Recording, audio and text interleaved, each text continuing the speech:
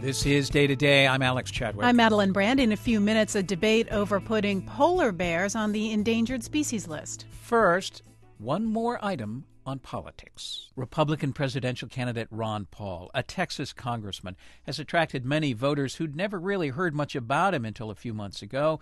He's got bold libertarian ideas: legalize drugs, end the war in Iraq immediately, eliminate income taxes. This week, the New Republic carries a story of Dr. Paul's earlier, lesser-known days. Reporter James Kirchick examined newsletters published under his name for decades. They contain hateful rants against African Americans and gays, false information on AIDS, and other troubling content. James Kirchick read through hundreds of the newsletters for his story. He joins us from Washington, D.C. James, welcome to Day to Day. What about these newsletters? What was their purpose? What were they doing? Well, they started out when Congressman Paul was actually a congressman, and they were called the Freedom Report. And they were like your regular letter to a constituent that a lot of congressmen send out, but they were oddly obsessed with conspiracy theories that have long been bugbears of the sort of paranoid populist right. And they're obsessed with this sort of theory that elites, global elites, are out to destroy American sovereignty and eliminate national boundaries. And then when he was out of Congress, so starting in the late 1980s, that's when you see the real racial and homophobic animus. So he was in Congress for a while, then he was out, and it's during this period when he's out that some of the more shocking statements. What do you find there?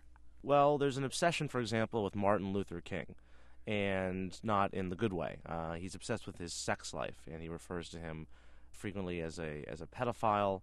He talks about him seducing underage girls and boys, and this is indicative, really. I mean, if you look at neo-Confederate literature or racist literature, Martin Luther King is an obsession, a continuing obsession. James, on the day your article appeared, Dr. Paul issued a statement disavowing the quotes in your article. Here's part of what he said. When I was out of Congress and practicing medicine full-time, a newsletter was published under my name that I did not edit. Several writers contributed to the product. For over a decade, I've publicly taken moral responsibility for not paying closer attention to what went out under my name. What exactly was Dr. Paul's involvement in this? Well, this is unknown. When I first asked his campaign spokesperson, he actually told me that he wrote some of the newsletters and that some of it were ghostwritten. Then when I read him some of the quotes over the phone, these are quotes that had never been revealed before in the media, he said, well, the more offensive parts, no, Dr. Paul didn't write those, which is a very convenient response. And it's not like you brought these documents to the congressman to show him and ask him. You note that these newsletters are now somewhat difficult to find. They're in university libraries in Kansas, I think. Yes, but no longer available online. Yes. They weren't actually that hard to find. I mean, I know a lot of reporters had been searching for them, and all I had to do was just type in Ron Paul into a library catalog search, and it came up at the University of Kansas and the Wisconsin Historical Society. And their librarians apparently had been collecting his newsletter alongside, John Birch Society materials, alongside neo-Nazi materials. So that's the sort of, intellectual milieu in which Dr. Paul was operating. We've spoken to Dr. Paul's campaign.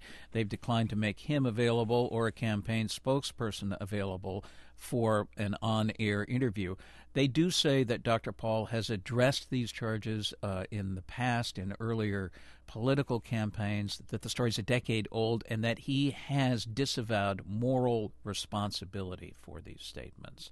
Given that, what does this have to do with Dr. Paul today? Why is the New Republic publishing this material?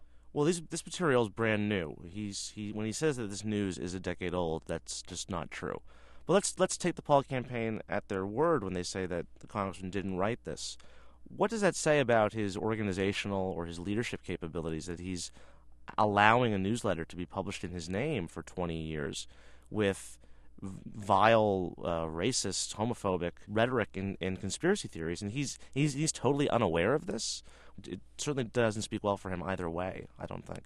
James Kirchick is an assistant editor for the New Republic. His article on conservative newsletters published by Ron Paul appear in this week's issue. James Kirchick, thank you. Thank you for having me.